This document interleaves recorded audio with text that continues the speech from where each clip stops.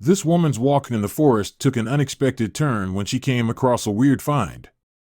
There was an abandoned car in the middle of the woods, with no signs of anyone around. Confused but curious, she decided to investigate, but when she looked inside, she turned pale instantly. Woman finds abandoned car in the woods, turns pale when she looks inside. Diana's work week was over, and she woke up to a beautiful Saturday morning. The sun was bright, and the sky was cloudless. "Nice day for a walk, isn't it, Skip?" she said to her dog. Because of the nice weather, Diana thought a regular walk wasn't enough and decided to go to the woods. Diana got ready and arrived with Skip at the woods not much later. She enjoyed going to these woods in particular because it was very quiet, allowing her to let Skip loose once they were further into the forest. But she didn't know how much that decision would impact her future. Because the moment Diana released Skip from his leash, he ran away. Diana stared at her dog, and as the distance between them grew, so did her confusion and surprise. He would typically stay near her and not run off. But Skip kept running, so she decided to follow him, worrying slightly. Skip was much faster, and eventually, he even disappeared. The moment she lost sight of him, Diana quickened her pace. "Skip! Come here," she yelled, but there was no indication he was coming. She walked for a few minutes and let out a sigh of relief as she saw him sitting in the distance. But her gaze soon fell upon the thing Skip was sitting beside, and a frown appeared on her face. Was that really what she thought it was? When Diana got closer, her thoughts were confirmed. Skip was sitting beside a car. Diana was very confused by this. How did that get here? And when? That second question popped into her head as she arrived at the place. Now she was close to the car. Diana could see the car was very rusty, and many plants were growing into and alongside it. It was clear the car had been in this spot for quite a while. Diana put the leash back on Skip, but she couldn't just continue her walk. Her mind was filled with questions. How did this car get here? Why is it here, and to whom did it belong? She looked around for any sign of people but had never seen anyone in these woods before. Not trusting Skip to remain in place, Diana instructed him to follow around the car. She scanned every side, looking for anything that could help her answer her questions. But when she finished the round, she was still clueless. There weren't any tire tracks, and the vegetation around it had grown a lot. Trying to figure out what was going on only caused her to have more questions. Diana stepped closer to the car and tried to look inside. But, like the rest of the car, the windows were very dirty, which made it almost impossible to see what was going on inside. Diana pulled the sleeve of her jacket over her hand and wetted it before trying to get some of the filth off the window. But as she rubbed the window, nothing seemed to happen. Diana let out a frustrated sigh as she realized the dirt was on the inside of the car, but then Diana was standing very close to the car, and when she tried to clean the window, her rubbing made the car move slightly. But was it really her efforts that did that? Because even though the windows were filthy, Diana could swear she saw something move. She thought she heard something, too. The unexpected movement and sound, combined with the uncertainty of everything, made Diana take a step back. She anxiously looked around. Did she really see and hear something in the car, or was it just the creepy place that made her see and hear things? This situation was starting to get on her nerves.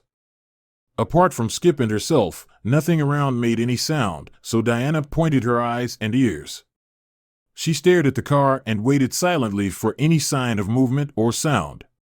She felt a mixture of relief and disappointment as everything remained silent, and she stepped toward the car again. The car remained completely silent as Diana was beside it again. There was one thing left to try. Her hand moved toward the door handle with a little tremble, and she gasped as she realized the door wasn't locked. Diana was still unsure about the movement and sounds coming from inside. Should she open it? Diana shook her head. She wanted answers, and looking inside was her last hope of getting any. Her hand pulled the door handle, and she heard the lock click open. The door swung open, and Diana was met with a gust of dust, and when she finally looked inside, she turned pale. Diana couldn't believe her eyes. She was staring at a little girl who couldn't be older than 7. What was going on? Why was this little girl in this car? How did she end up here? Diana felt increasingly uncomfortable about the situation. Something very weird was going on around here. Seeing the little girl made Diana think there may be other people around. Where were her parents? Diana frantically looked around, but there was no one in sight. Her gaze returned to the little girl, and they stared silently at each other. The anxious look on the girl's face made her nervous. Diana's mind was racing. She found an abandoned car with a lone girl inside it. The thought caused a shiver to run down her spine, and because the little girl looked so scared, Diana felt even more anxious. However, realizing she was the adult, she tried to put her feelings aside and calm the girl. "Hello, my name is Diana, and this is Skip," she said as she knelt beside the car. Diana hoped that using her dog would help break the ice, but there was no response. "You don't have to be afraid. I want to help you," Diana then tried again. "What are you doing here?" The girl's gaze anxiously shifted between Skip and the background for a moment before finally resting upon Diana. She stared at Diana with big eyes and seemed hesitant to respond. Her lips were pushed together into a thin line and then opened suddenly. "I'm hiding," she said with a small voice. Diana didn't see that response coming, and a shiver ran down her spine again. What situation had she gotten herself into? What was going on?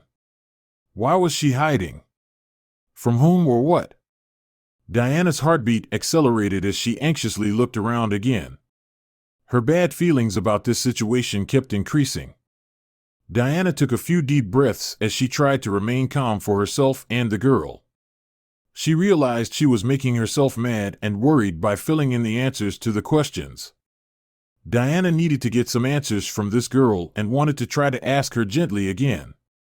But right as she opened her mouth to ask the little girl some questions, both their gazes turned toward the woods.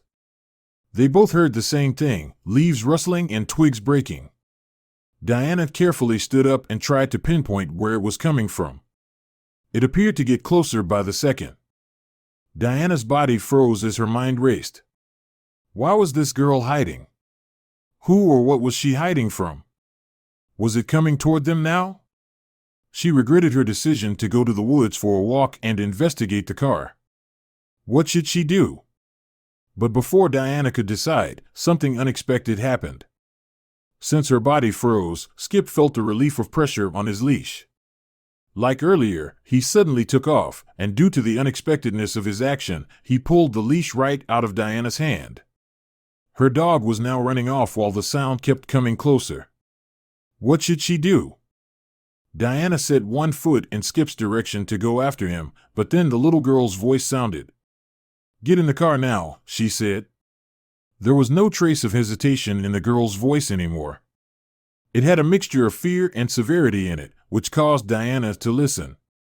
The girl locks the door when Diana is inside. Diana tries to look outside, but can't due to the dirty windows. As fast as she could, Diana got herself inside the dirty car. Once inside, she was inside. The girl closed the door as silently as possible and locked it. They were stuck inside the car and couldn't see what was happening outside. Diana tried to listen to what was going on, but everything was muffled. As before, not knowing what was happening only worsened things, so Diana pulled down her sleeve again to clean a small part of the window. But before she could reach it, a shade appeared next to the car. Its sudden appearance startled both Diana and the girl, and they held their breaths. The shade moved around the exact same spot Diana had stood in just moments before. Diana and the girl didn't dare to move or breathe as they followed the shade's movements with wide eyes. A tear ran down her cheek as Skip crossed Diana's mind. She hoped he would be fine. But before Diana could even finish that thought, her heart stopped beating because the figure on the other side tried to open the door. Diana felt the little girl instinctively grab her hand out of fear, and the woman gently squeezed it to try to calm her. The lock had saved them for now. The figure let go of the door handle and walked around the car several times.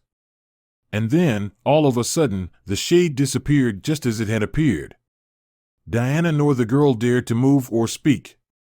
Diana's mind was racing. What was that? Was that what the girl was hiding for? The duo sat silently for quite a while before either dared to move. It was Diana who eventually felt that it was safe enough to try. She leaned forward and grabbed her phone from her back pocket. She didn't like this situation at all and wanted help. Unfortunately, the phone didn't have service. She put her phone back in her pocket with a grunt of frustration.